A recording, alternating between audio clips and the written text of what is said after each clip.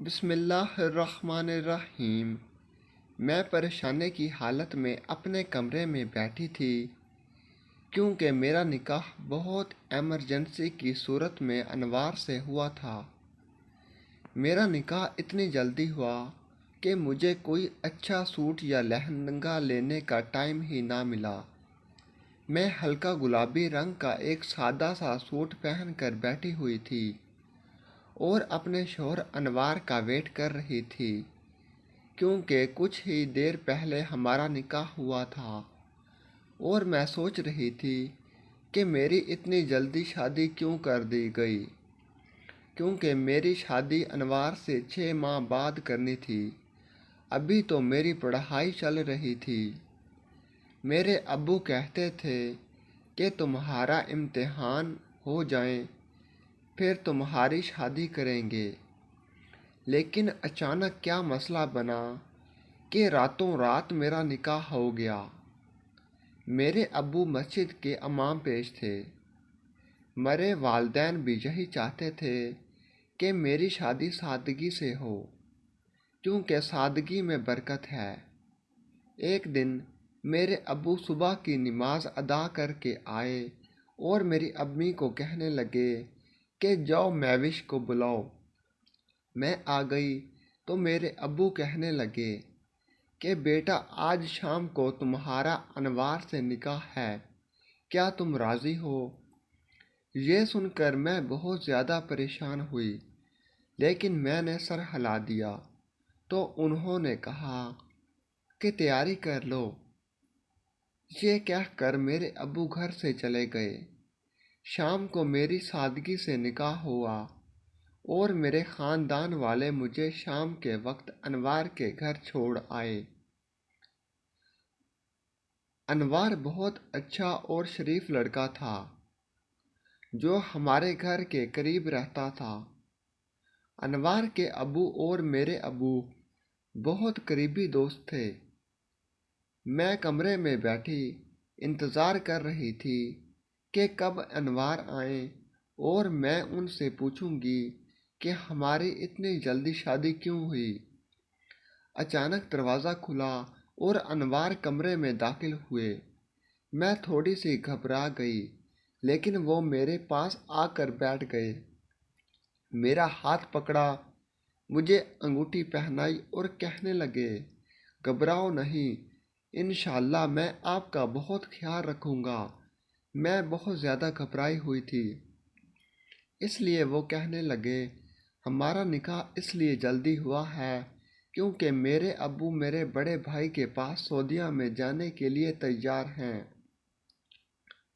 اس لیے ہماری اتنی جلدی شادی ہو گئی۔ لیکن تم ٹینشن مت لو، تمہیں جتنا وقت چاہیے تھا تم لے لو۔ مجھے پتہ ہے ایک لڑکی کے لیے اتنی جلدی یہ سب قبول کرنا ممکن نہیں تھا، لیکن تم ٹینشن نہ لو۔ کچھ دن ہم نے اور باتیں کی۔ اس کے بعد انوار واش روم میں چلا گیا، پھر اس نے وضو کیا اور نوافل ادا کرنے لگا۔ مجھے بھی تھوڑا سا حوصلہ ہوا کیونکہ پہلے تو مجھے لگتا تھا کہ پتہ نہیں انوار کیسا ہوگا، لیکن اب پتہ چلا کہ وہ تو اچھا آدمی ہے۔ نکاح کے دوسرے روز سسر سعودیہ چلے گئے۔ 3 دن ہمارے ایسے ہی گزر گئے۔ چوتھے دن رمضان کا پہلا روزہ تھا تو انوار میرے پاس آئے اور کہنے لگے کیوں نہ ہم ازواجی زندگی کا آغاز رمضان کے پہلے روزے سے کریں۔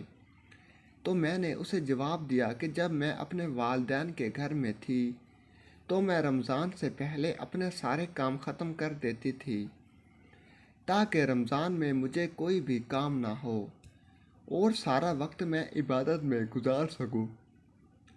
مجھے تو کوئی مسئلہ نہیں، لیکن میں چاہتی ہوں کہ ہم رمضان کے بعد اپنا ازواجی تعلق بنائیں۔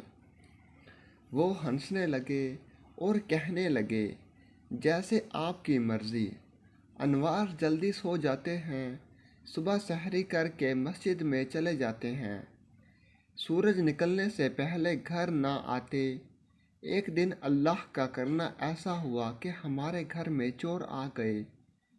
مجھے روزہ تھا، میں نے خود کو چھپا لیا۔ انہوں نے پورے گھر کی تلاشی لی لیکن انہیں کچھ نہ ملا، کیونکہ نہ میرے والدین نے جہیز دیا اور نہ ہی سونا دیا۔ انوار نے ایک سونے کی انگوٹھی دی جو میں نے ہاتھ میں پہنے ہوئی تھی۔ میں نے خود کو صوفے کے پیچھے چھپا لیا تھا اور نقاب بھی کر لیا تھا۔ میرے ہاتھ کانپ رہے تھے کہ اچانک میرا ہاتھ گلدان کو لگا جو ٹوٹ گیا، اور آواز سن کر ڈاکو میری طرف آ گئے۔ انہوں نے مجھے پکڑا اور کہنے لگے، اے لڑکی، تمہارے پاس جو بھی ہے فوراً نکال دو۔ میں نے ان سے ہاتھ باندھ کر کہا کہ میرے پاس کچھ بھی نہیں ہے، لیکن جب انہوں نے میری انگوٹھی دیکھی تو فوراً اتار لی۔ اچانک میرے منہ سے نقاب اتر گیا۔ وہ مجھے غور سے دیکھنے لگے۔ ان کا سردار کہنے لگا کہ ہمیں یہاں سے اور کچھ تو ملا نہیں، لیکن حسن تو ملا ہے۔ تم لوگ باہر چلے جاؤ، پہلے میری باری ہے، اس کے بعد تمہاری۔ وہ لوگ 5 آدمی تھے۔ پہلے ان کے سردار نے میری خوب عزت لوٹی، اس کے بعد باقی 4 نے میری عزت لوٹی۔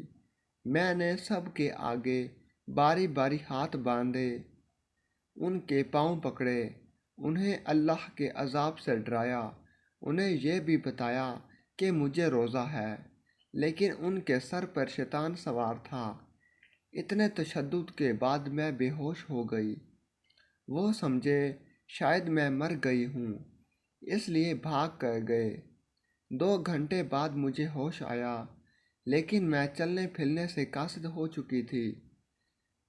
صبح تقریباً 8 بجے انوار گھر آیا تو اس کے یہ دیکھ کر ہوش اڑ گئے، کیونکہ گھر کا سامان ادھر ادھر پڑا تھا اور میں ایک کونے میں بیٹھی رو رہی تھی۔